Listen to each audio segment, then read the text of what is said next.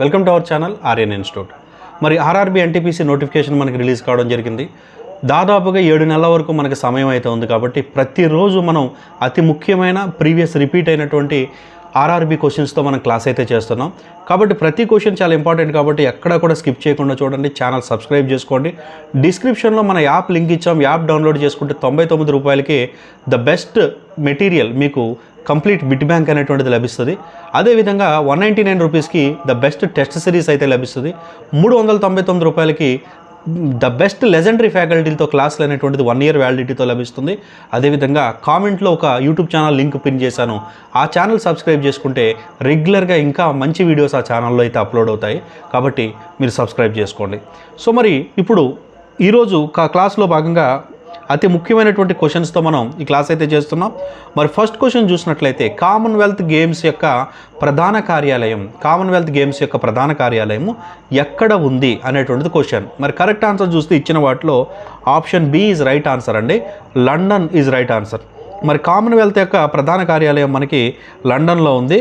So మరి next question చూసినట్లయితే క్రింది వాటిలో నాణాలపై మొట్టమొదటిగా రాజు యొక్క తలను ముద్రించేటువంటి సాంప్రదాయాన్ని తీసుకొచ్చినటువంటి పాలకుడు ఎవరు? అంటే నాణాలపై మనకి రాజు యొక్క ప్రతిమ అనమాట తీసుకొచ్చినటువంటి మొట్టమొదటి రాజు ఎవరంటే కరెక్ట్ ఆన్సర్ శాతకర్ణి 1 అనేటువంటిది సరైనటువంటి ఆన్సర్ అండి. మరి శాతకర్ణి 1 చూసుకుంటే రాజవంశం 2వ శతాబ్దంలో క్రీస్తుపూర్వం 2వ శతాబ్దంలో మనకి మహారాష్ట్ర నుండి పూణే కోస్తా నుంచి పూణే నుంచి ఆంధ్రప్రదేశ్ వరకు వీళ్ళ రాజ్యం విస్తరించబడిందండి. ఆంధ్రప్రదేశ్ అంటే ఇంక్లూడింగ్ తెలంగాణతో సహా. ఈయన విడుదల చేసినటువంటి నాణాలు మనకి ద్విభాషా పురాణాలు కలిగి ఉన్నాయి. మొట్టమొదటిగా నాణం పైన రాజు ముద్రను ముద్రించినటువంటి వాడుగా గుర్తింపు పొందాడు. ఇక బౌద్ధ మతంలో అనేక మనకి శాఖలు ఉన్నాయి. మహాయానం, హీనయానం, వజ్రయానం అనేటువంటి శాఖలు ఉంటాయి. ఈ శాఖల్లో ఏ శాఖ విగ్రహారాధనని ఖండిస్తుంది, నమ్మదు? ఏ శాఖలో విగ్రహారాధన లేదు? మరి కరెక్ట్ ఆన్సర్ చూస్తే హీనయానం ఈజ్ రైట్ ఆన్సర్ అండి. హీనయానం మనకి భగవంతుడి ఉనికిని నిరాకరించినటువంటి లెస్సర్ వాహనంలో హీనయాన అనుచరులు ఉంటారు. హీనయానం అనేటువంటిది విగ్రహాన్ని నమ్మదు, అంటే భగవంతుడి రూపం అనేటువంటి దాన్ని వీళ్ళు నమ్మదు అనమాట. కాబట్టి ఈవెన్ వీళ్ళు బుద్ధుడిని కూడా దేవుడని నమ్మరనమాట. ఇక మరొక ముఖ్యమైనటువంటి క్వశ్చన్ చూస్తే జైన మతాన్ని స్వీకరించినటువంటి అశోకుడి యొక్క మనవుడు ఎవరు? అశోకుడు మనవుడు జైన మతాన్ని స్వీకరించిన వాడు వీరిలో ఎవరు అంటే correct answer Samprati is right answer అండి. సంప్రతి చూసుకుంటే మనకి అశోక చక్రవర్తి యొక్క మనవుడు అండి. ఇతను 224 నుంచి 274 బిఫోర్ క్రైస్ట్ అయితే ఉన్నాడు. ఈయన జైన మతాన్ని స్వీకరించాడు. అంటే వాళ్ళు మనకి బౌద్ధిస్టులు కాబట్టి జైన మతానికి ఇతను వచ్చాడు అనమాట. జీవక చింతామణి అనేటువంటి గ్రంథాన్ని రచించినటువంటి రచయిత వీరిలో ఎవరు అనేటువంటిది క్వశ్చన్. మరి కరెక్ట్ ఆన్సర్ చూసినట్లయితే తిరుతక్రదేవ అనేటువంటిది సరైనటువంటి option C is right answer అండి. మరి జీవక చింతామణి దీన్నే శివాహక చింతామణి అని కూడా పిలుస్తారండి. జైన గ్రంథాల్లో ఇది మతపరమైనటువంటి ఒక ఇతిహాసంగా చెప్పుకోవచ్చు. మరి ఇది జైన మత ఇతిహాసాల్లో అత్యంత ముఖ్యమైనటువంటిదని, అద్భుతమైనటువంటి రత్నం వంటిదని దీన్ని పొగుడతారనమాట. ఇక మరొక ముఖ్యమైనటువంటి క్వశ్చన్ చూసుకుంటే మనకి యూనియన్ టెరిటరీస్ ఉన్నాయి. యూనియన్ టెరిటరీస్లో ఢిల్లీ కూడా యూనియన్ టెరిటరీయే, అంటే కేంద్రపాలిత ప్రాంతం. కానీ ఢిల్లీకి ఒక ప్రత్యేకంగా జాతీయ రాజధానితో కూడినటువంటి కేంద్రపాలిత ప్రాంతం అంటే ఎన్సిటి, నేషనల్ క్యాపిటల్ టెరిటరీగా చేయడం జరిగింది. అయితే అది ఎప్పుడు చేశారు, ఏ రాజ్యాంగ సవరణ ద్వారా చేశారు?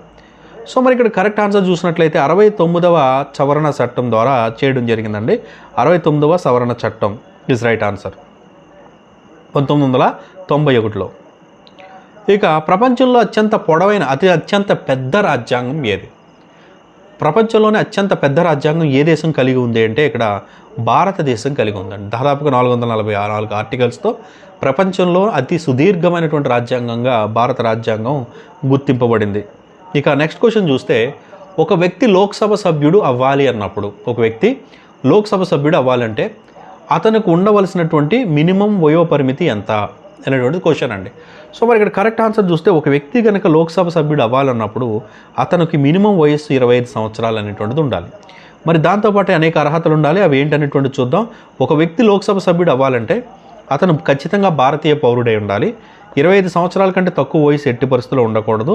ఏదైనా ఒక పార్లమెంటు నియోజకవర్గంలో ఖచ్చితంగా ఓటర్ అయి ఉండాలి. అదేవిధంగా మనకు డిపాజిట్ అనేటువంటిది పే చేయాలి. 25,000 రూపాయల సెక్యూరిటీ డిపాజిట్ అనేటువంటిది పే చేయాలి.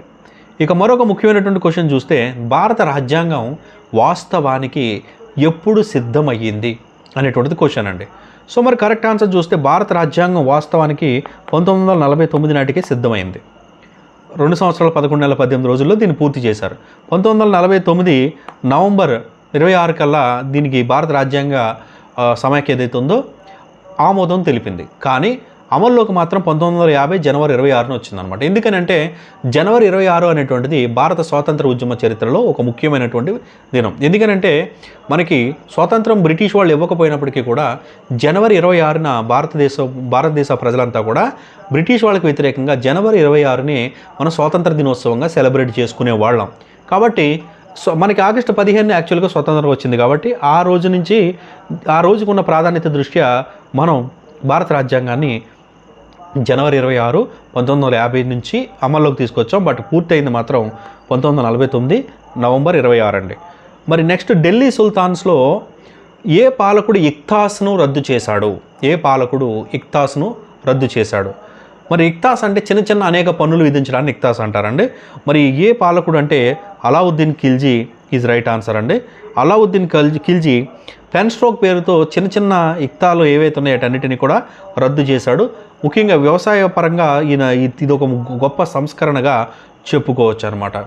ఇక మరొక ముఖ్యమైనటువంటి క్వశ్చన్ చూసుకుంటే భారతదేశంలో ఈ క్రింది పాలకుల్లో ఎవరు మతపరమైన విషయాలను తన చేతుల్లోకి తీసుకోవాలి కంప్లీట్ కానీ మహాజర్ ఫర్మానా అనేటువంటి దాన్ని జారీ చేశారు. అంటే ఇక్కడ అప్పట్లో ఉలేమాలు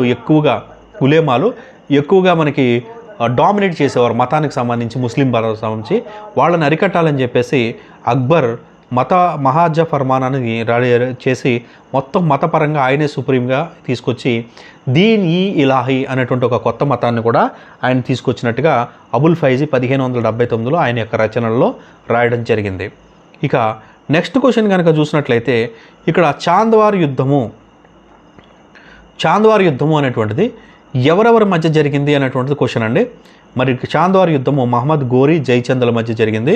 సో మరి 1193-94 మధ్య ఈ యొక్క రాజవంశాలకి చాంద్వార్ యుద్ధము గహదార్ రాజవంశం, ఖాన్హోజ్కి చెందినటువంటి రాజవంశాల మధ్య గోరీ జైచంద్ అనేటువంటి వీళ్ళిద్దరి మధ్య ఆగ్రా సమీపంలో ఈ యుద్ధం జరిగితే మహమ్మద్ గోరీ చేతిలో జైచంద్ అనేటువంటి వాడు ఓడిపోవడంతో భారతదేశంలో చాలా భాగాన్ని మహమ్మద్ గోరీ ఆధీనంలోకి తెచ్చుకోవడం జరిగింది.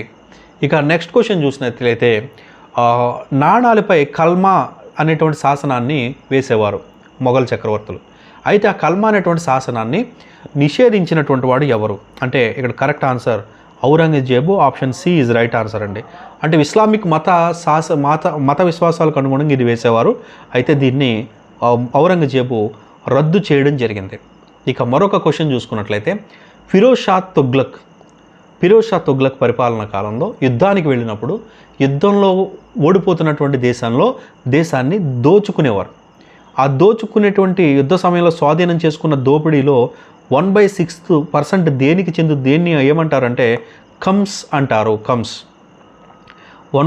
వస్తువులపై అంటే యుద్ధ సమయంలో మనం ఓడిపోయినటువంటి దేశంపై దోచుకొని వచ్చేయచ్చు. ఈ దేశ ప్రజలు ఆ దేశం మీద పడి తెచ్చుకోవచ్చు అనమాట. తెచ్చుకున్న తర్వాత దాని మీద 1/6% పన్ను అయితే ప్రభుత్వానికి కట్టాలి. దాన్ని కమ్స్ అని అంటారు. దాన్ని ఏమంటారండి? కమ్స్ అని అంటారు. మరి ఇవి ఈరోజుకి ముఖ్యమైనటువంటి ప్రశ్నలు. రేపు మరొక వీడియోలో మరొక ముఖ్యమైనటువంటి ప్రశ్నలతో కలుద్దాం.